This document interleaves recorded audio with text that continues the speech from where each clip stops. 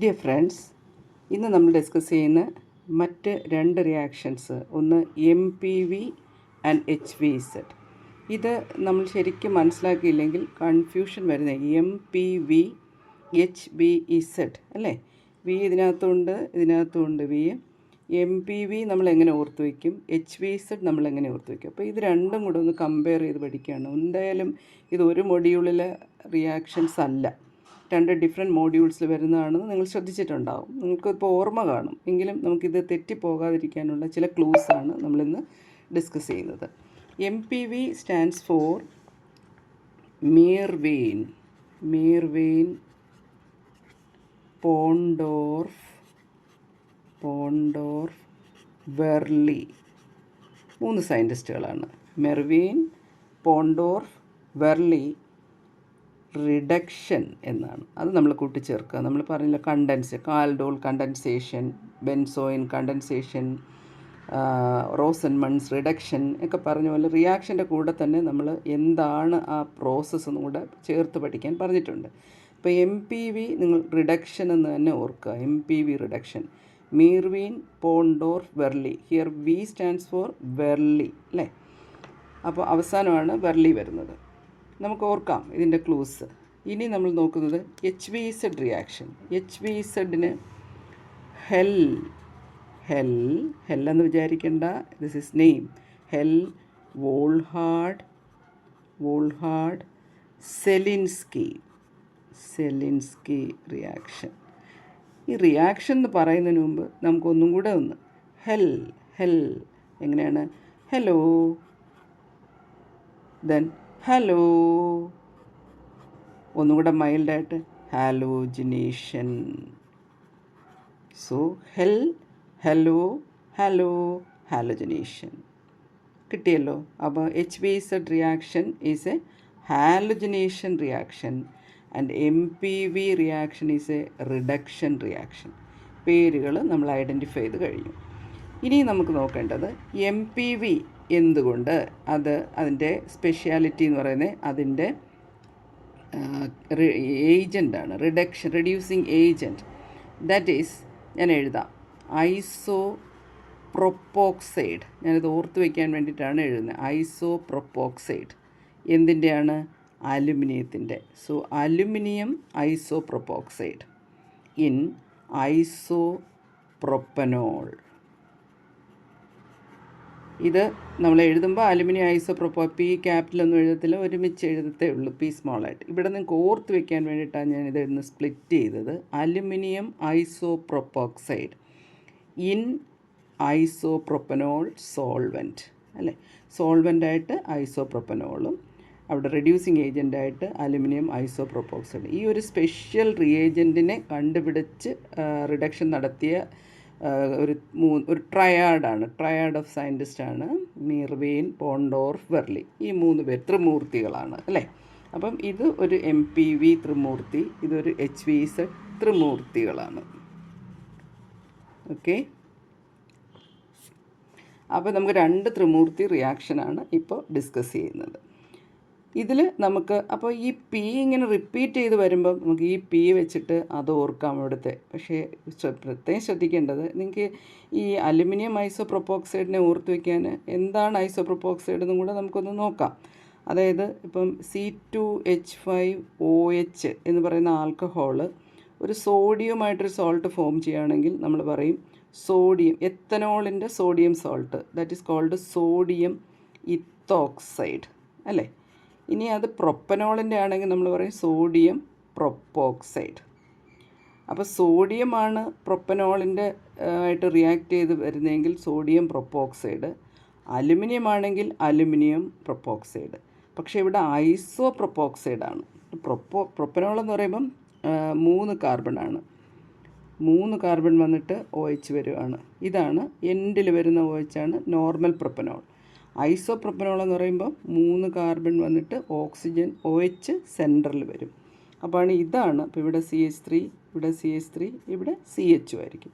ഇതാണ് ഐസോപ്രൊപ്പനോൾ, secondary alcohol. ഈ ഐസോപ്രൊപ്പനോളിൻ്റെ Hനെ replace ചെയ്ത് അലുമിനിയം വരണം. പക്ഷേ സോഡിയം ആണെങ്കിൽ 1 മതി, അലുമിനിയം ആകുമ്പം ഇതുപോലുള്ള 3 ഗ്രൂപ്പ് വേണം. അപ്പോൾ അവിടെ C3H7O ത്രൈസ് അലുമിനിയം. C3H7 എന്ന് പറയുന്നത് എന്താണ്? C2H5OH ആണെങ്കിൽ അതിൻ്റെ അടുത്തതെന്ന് പറയുന്നത് C3H7OH ആയിരിക്കും. അതിൻ്റെ H മാറിയിട്ട് അലുമിനിയം.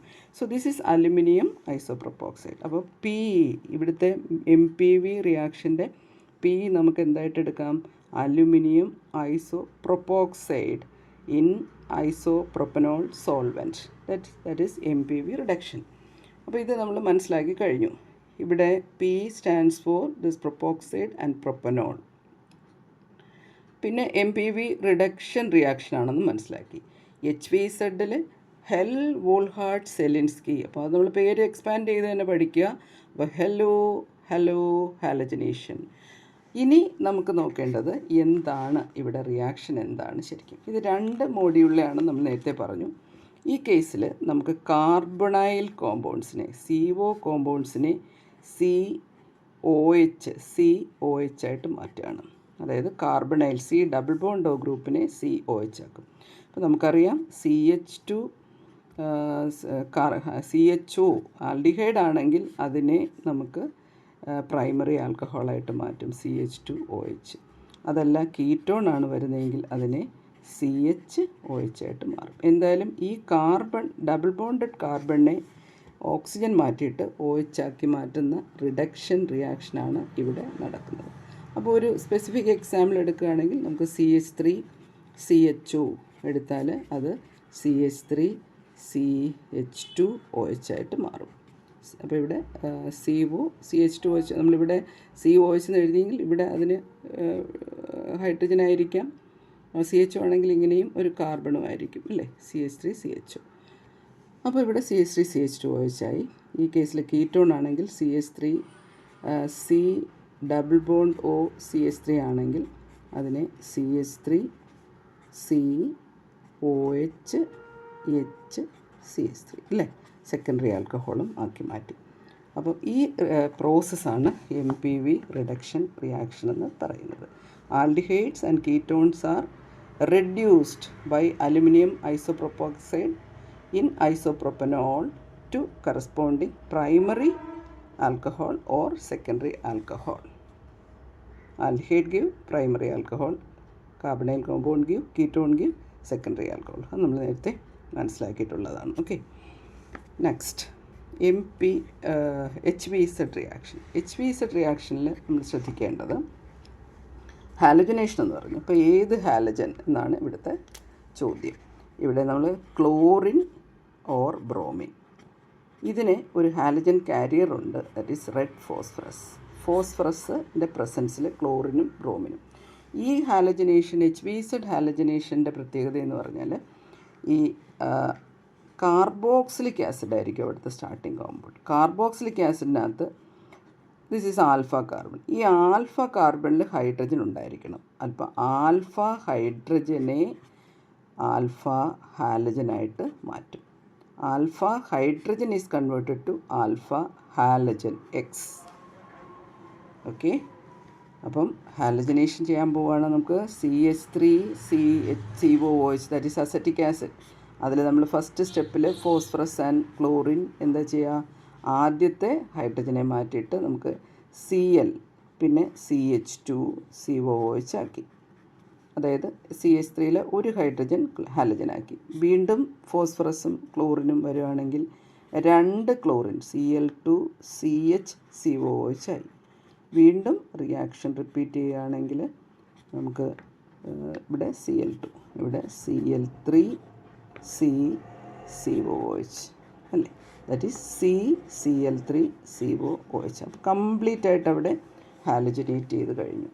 ഇത് ബ്രോമിനാണ് എടുക്കുന്നതെങ്കിൽ അവിടെ ബ്രോമോ ഡെറിവേറ്റീവ് വരുമെന്നേ ഉള്ളൂ. അപ്പോൾ ഇതാണ് ഈ 2 റിയാക്ഷൻ തമ്മിൽ. ഇവിടെ നമുക്കൊരു സംശയം വരുന്നു, റെഡ് ഫോസ്ഫറസ് ആൻഡ് ക്ലോറിൻ ബ്രോമിന അല്ലെങ്കിൽ അയഡിൻ എന്താ എടുക്കാത്തത്? Red phosphorus and iodine reaction നിങ്ങൾ കണ്ടിട്ടുണ്ട്. അത് നമ്മൾ നേരത്തെ കാർബൺ കൂട്ടാൻ എന്ത് ചെയ്യണം എന്നൊരു വീഡിയോയിൽ ഞാൻ ചെയ്തിരുന്നായിരുന്നു. അവിടെ നമ്മൾ ചെയ്യുന്നതെന്ന് പറയും, നോക്കുക, ഈ methyl alcohol red phosphorus and അയഡിനുമായിട്ട് റിയാക്ട് ചെയ്യുമ്പം CH3I ഈ OH ഗ്രൂപ്പിനെ നമുക്ക് ആൽക്കഹോളിൻ്റെ OHനെ മാറ്റി അയഡിനേറ്റ് ചെയ്യാനായിട്ടാണ് അവിടെ നമ്മൾ ഈ റിയേജൻറ്റ് ഉപയോഗിച്ചത്. ഓക്കെ, അപ്പം Hell Volhard Zelinsky hello hello H V Z hello H V Z hello H V Z. And എന്താണ് എം പി വി റിഡക്ഷൻ എന്താണ്? പ്രൊപ്പോക്സൈഡ് പ്രൊപ്പോക്സൈഡ് പ്രൊപ്പനോൾ, അതാണ് എം പി വി റിഡക്ഷൻ. അതിന് പ്രത്യേകിച്ചില്ല. ഇദ്ദേഹത്തെ ഹലോ ചെയ്യുക, ഇദ്ദേഹത്തെ ഷേക്ക് ഹാൻഡ് ചെയ്യുക. Okay, അങ്ങനെ നിങ്ങൾക്ക് ഇത് പഠിച്ചു വയ്ക്കാം.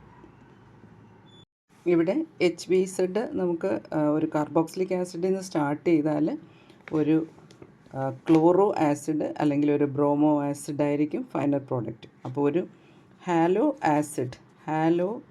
ആസിഡ് നമുക്ക് സി അല്ല ഇസഡ് എടുത്ത് വെക്കാം. ഹാലോ ആസിഡാണ് നമുക്ക് എച്ച് വി സെഡ് റിയാക്ഷൻ തരുന്നത്. അപ്പോൾ halogenation of carboxylic acid to form chloro or bromo acid അല്ലെങ്കിൽ ഹാലോ ആസിഡ്.